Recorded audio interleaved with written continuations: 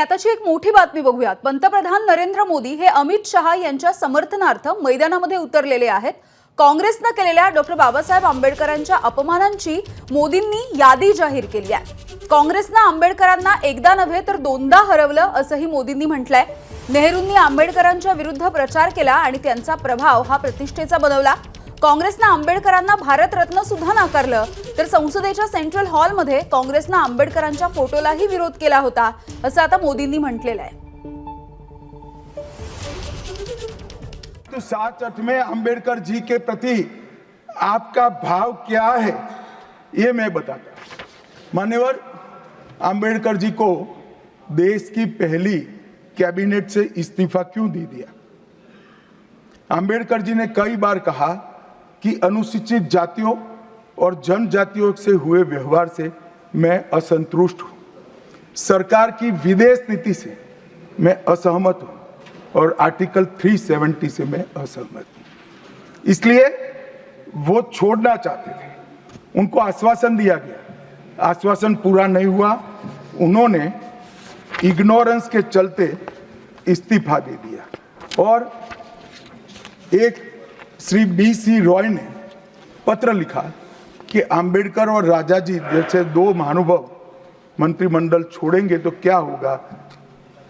तो नेहरू जी ने उनको जवाब में लिखा है, राजाजी के जाने से तो थोड़ा बहुत नुकसान होगा, अंबेडकर के जाने से मंत्रिमंडल कमजोर नहीं होता है। मान्यवर ये विचार जो खड़गे जी कह रहे हैं ना, क्या आपत्ति है?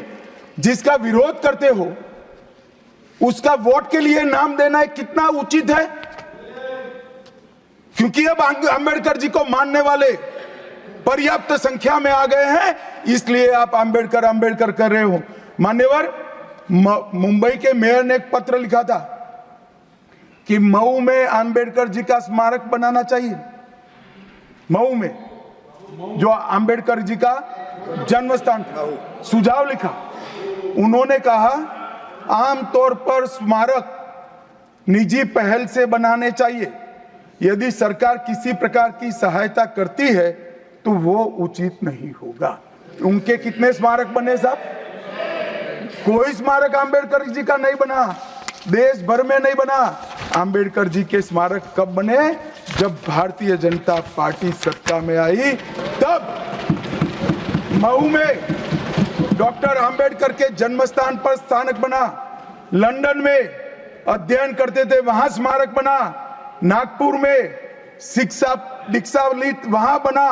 दिल्ली में महापरिनिर्वाण स्थल पर बना और मुंबई में चैत्य भूमि में भी बन रहा है। हमने 5 तीर्थ बनाए महामानव। आणि याविषयी बोलत आमचे प्रतिनिधी सोमेश कोलगे सध्या आपल्या सोबत आहेत। सोमेश, आपण बघतोय की अमित शहा यांनी जे वक्तव्य केलं होतं त्याचे पडसाद आता संपूर्ण देशभरामध्ये उमटतायत। म्हणजे काँग्रेस असेल किंवा मग भाजप विरोधी पक्ष असतील, ते सगळे मैदानात उतरले आहेत आणि त्याच वेळेला नरेंद्र मोदी हे सुद्धा आता अमित शहा यांच्या समर्थनासाठी पुढे आले आहेत। नक्कीच आज आपण पाहू शकतो की अमित शहा यांना कॉर्नर केलं जात होतं सगळ्या विरोधी पक्षांकडून डॉक्टर बाबासाहेब आंबेडकर यांच्या संदर्भाने केलेल्या एका विधानावरून।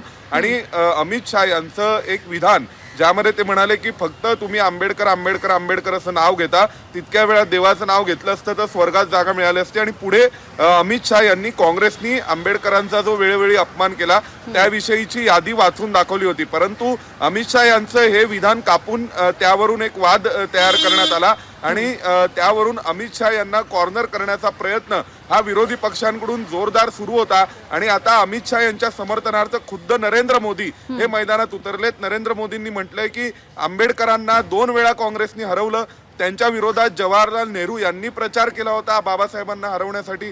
बाबासाहेब आंबेडकरांच्या विषयांना त्यांचं पोस्टर हे मध्यवर्ती सभागृहात लावण्याला विरोध केला होता काँग्रेसनी। आणि बाबासाहेब आंबेडकरांना भारतरत्न सुद्धा काँग्रेसनी दिला नाही, काँग्रेसनी नाकारला होता। त्यामुळे अशा स्वरूपाची यादी स्वतः नरेंद्र मोदी यांच्या समर्थनार्थ मैदानात उतरलेत। यामिनी, अगदी सोमेश, धन्यवाद या माहितीसाठी। तर पंतप्रधान नरेंद्र मोदी हे आता अमित शहा यांच्या समर्थनासाठी मैदानामध्ये उतरलेले आपण बघतोय आणि एका एक्स पोस्टच्या माध्यमातून मोदींनी अमित शहांच्या वक्तव्याचं समर्थन केलंय. एबीपी माझा, उघडा डोळे बघा नीट.